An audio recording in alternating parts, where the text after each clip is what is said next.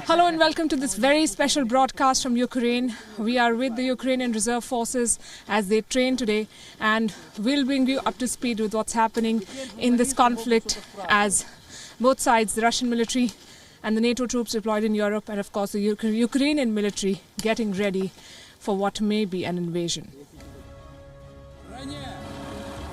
It is a strategic fight, but for the Ukrainians it's an existential battle.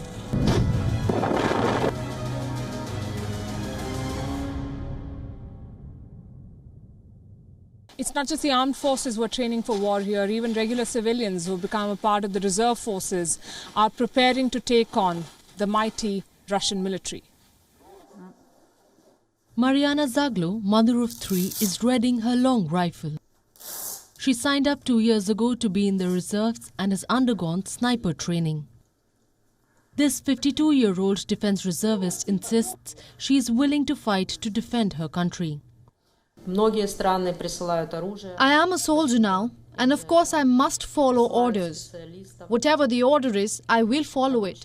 I will not kill people, but I will protect my home. Ukrainians, hardened by the years of conflict, are not panicking and are readying themselves in case the worst does come. There are enough weapons for everyone. And if you want to get a weapon and go to war, the Ukrainian authorities will give it to you. It will not take much time. Personally, I went through 30 days of training and they gave me a machine gun. The situation in Kharkiv, just 40 kilometers from the border, where tens of thousands of Russian troops have massed, feels particularly perilous. Kharkiv is Ukraine's second largest city, and people here have been preparing to abandon their civilian lives and fight back if Russian forces invade. You need to be brave and strong if the enemy crosses our borders. The time has come to be protectors, not only warriors. May God bless you. Our brothers have been killing us for the past 8 years. I feel rage. If behind the border they knew that here, they will be rebel.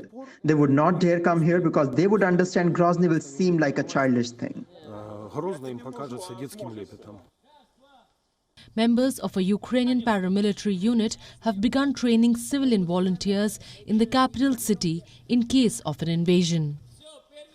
The main task is to train the civilians in Kyiv, and once we get enough Americans, we can form a unit and go to the front. But communication is key. If we don't have enough English speakers to form a coherent unit, then there's no point in deploying to the front.